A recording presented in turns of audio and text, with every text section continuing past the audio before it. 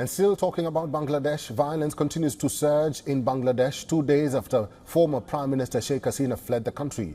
Mobs attacked establishments owned by the Awami League. Various Hindu temples were vandalized. Appeals from the leaders of the movement that overthrew the Awami League administration have failed to protect the Hindu minority from the attacks. With a new government yet to take charge, rioters are attacking jails, police stations, homes and businesses of several Awami officials and activists. On Tuesday, bodies of at least 20 Awami League officials, as well as the remains of their associates and relatives, were reportedly recovered across the nation. In the wake of the increasing attacks on churches and temples, opposition members of parliament have demanded that all Bangladeshis be shielded from violence, irrespective of their religion or politics. Amid the ongoing violence, Bangladesh Nationalist Party leaders Sheikh Khaleda Zia was concerned about the nationwide violence and the looting of state resources. This was Zia's first statement after her release from house arrest. A long-time rival of Hasina, Zia was convicted of corruption charges by Hasina's government back in 2018. Meanwhile, outside the office of Bangladesh Nationalist Party at Naya Paltan, a festive atmosphere prevailed at the party's rally. Party members were seen chanting slogans in front of the party offices. BNP acting chairperson Tariqi Rahman addressed the event along with other central BNP leaders.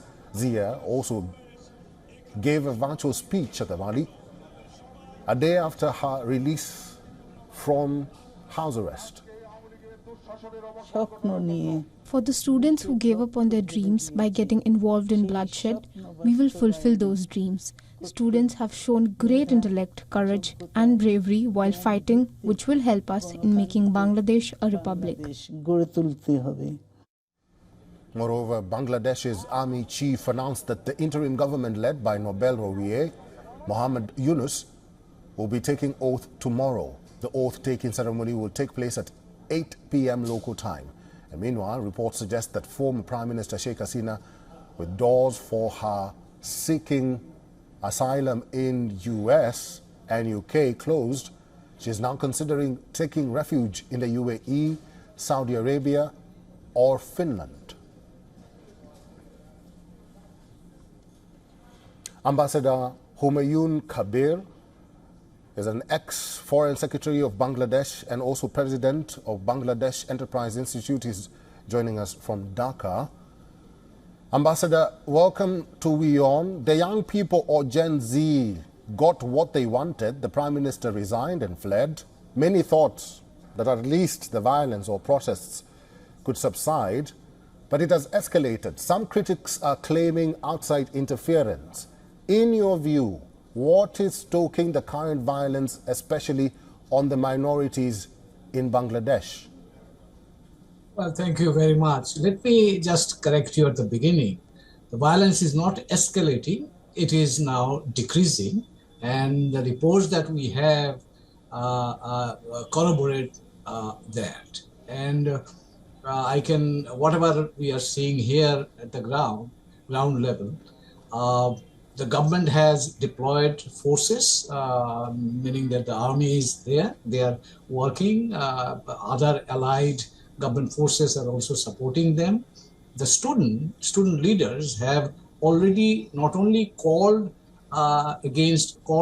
their supporters to protect the minorities and other people from any violence. They have formed squads and they are already at work at different places throughout the country. And even I can tell you that now the Muslim communities, even the madrasa students, are protecting or guarding against any violence, and they are protecting the temples and other religious establishments and also the minority community areas. So I think there is a concerted effort now in Bangladesh from all concerned. I mean, the students, the government, the army, even as you have mentioned today at the BNP rally, they have both Begum Zia and Tariq Zia, both of them have called upon their supporters to go and protect the minorities and maintain peace and communal harmony among the people. So I think there are, at this time, yes, up until yesterday, there was oppression, there was some incidences of violence, but I think today the reports are saying that these are decreasing, and Army Chief also has mentioned it this afternoon during his press meet, that yes, he has reports that this is under control and situation is improving. Ambassador, thank you very much for clearing that for us and for our viewers around the world, because they are concerned about the situation in Bangladesh. Now, will the return of Muhammad Yunus have any impact, and formation of an interim government which consists mostly of the opposition and military, will it be the utmost solution to the crisis that Bangladesh has landed itself in at the moment? Well, yes, we are hopeful. We are hopeful. He will take oath, as you have already reported, tomorrow night, and the composition of the, I would say, advisors would be basically non-political. Let me remind you that there is no political activist here. So this would be an interim government. The main responsibility of that government, this new government, interim government, would be to run the administration up until the elections. So they have not yet decided how long it would continue, but the ideal, there are two options we have seen in Bangladesh. One is the constitutional option for 3 months, 90 days, but we have also experienced during 2007 to 7 and 8 period that this interim government continued for 2 years.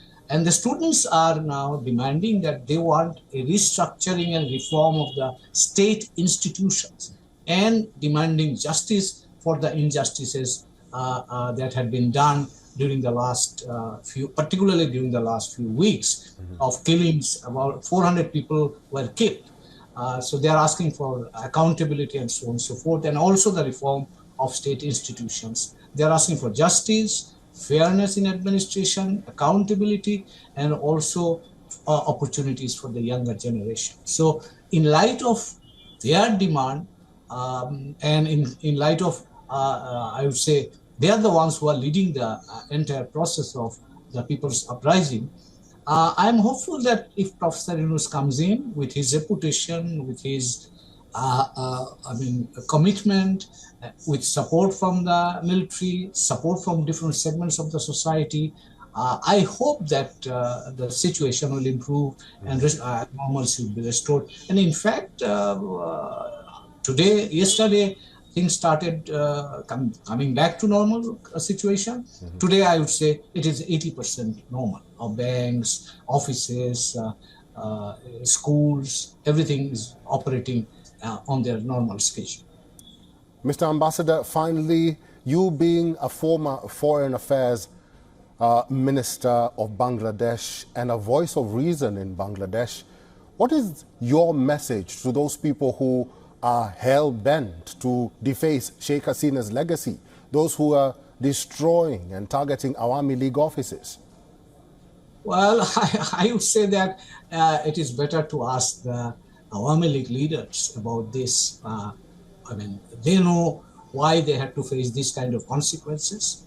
And the one thing that one could take lesson of is how or what happens to a regime that disregards the democratic practices, that deprives the younger people of their rights, genuine rights, including the right to vote, and all that contributes to creating social polarization, political polarization, and social polarization. So I think the situation should not have come to this pass if there had been the exercise of democratic, or the democratic practice could have been practiced in Bangladesh. Things could have been done in a more orderly fashion. But now we have witnessed a kind of uprising or a revolution in society, and that has dislodged the government. And now, obviously, we are facing some challenges, and we have to now work double to go back to the normal condition.